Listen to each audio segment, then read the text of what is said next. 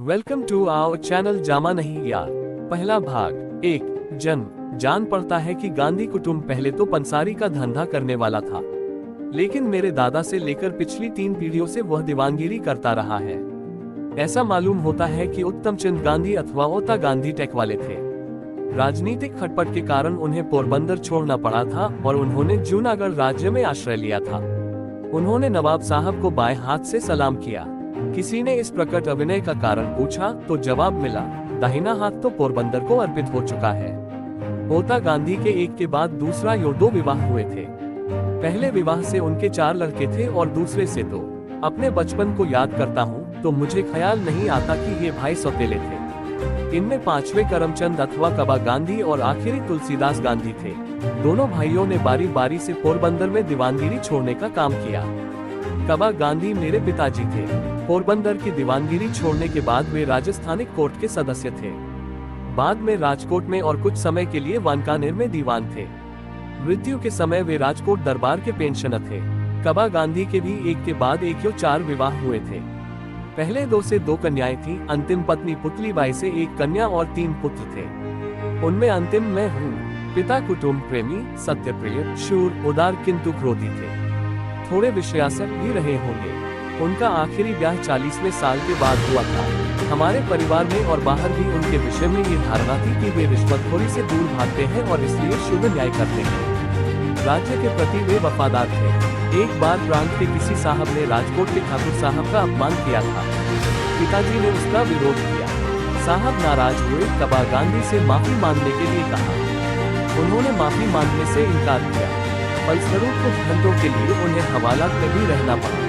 इस पर भी जब वे डिगे नहीं तो अंत में साहब ने उन्हें छोड़ देने का हुक्म दिया। पिताजी ने धन बटोरने का लोभ कभी नहीं किया। इस कारण हम भाइयों के लिए बहुत थोड़ी संपत्ति छोड़ गए थे। पिताजी की शिक्षा केवल अनुभव की थी। आजकल जिसे हम गुजराती की 5वीं किताब का ज्ञान कहते हैं, उतनी शिक्षा उन्हें मिली होगी। इतिहास भूगोल का ज्ञान तो बिल्कुल ही न था। फिर भी उनका व्यवहारिक ज्ञान इतने ऊंचे दर्जे का था कि बारीक से बारीक सवालों को सुलझाने में अथवा 1000 आदमियों से काम लेने में भी उन्हें कोई कठिनाई नहीं होती थी। धार्मिक शिक्षा नहीं के बराबर थी, पर मंदिरों में जाने से और कथा वगैरह सुनने से जो धर्मज्ञान असंख्य हिंदुओं को सहज भाव से मिलता रहता है, वह उनमें था। आखिर के साल में एक विद्वान ब्राह्मण की सलाह से, जो परिवार के मित्र थे, उन्होंने गीता पाठ शुरू किया था और रोज पूजा के समय वे थोड़े बहुत श्लोक ऊंचे स्वर से पाठ किया करते थे।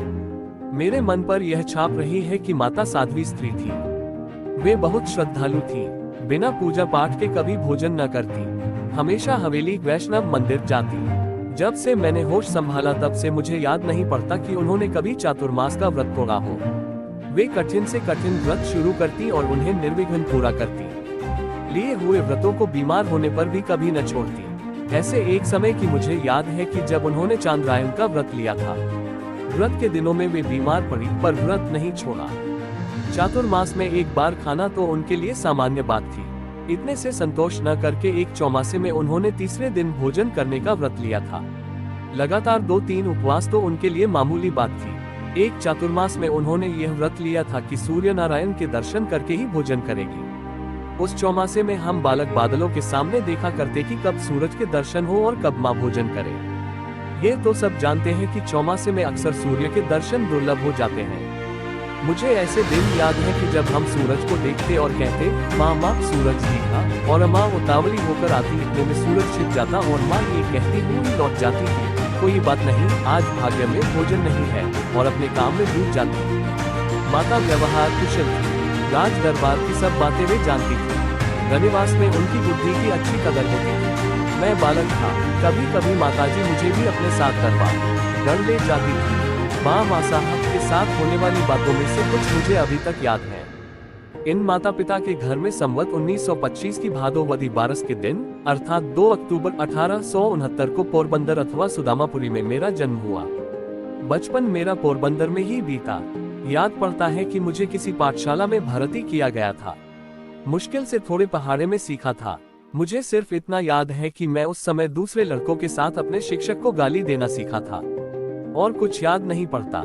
इस पर से मैं अंदाज लगाता हूँ कि मेरी बुद्धि मंद रही होगी और स्मरण शक्ति उन पंक्तियों के कच्चे पापड़ जैसी होगी जिन्हें हम बालक गाया करते थे। वे पंक्तियां मुझे यहाँ देनी ही चाहिए। एक दे एक पापा शेख।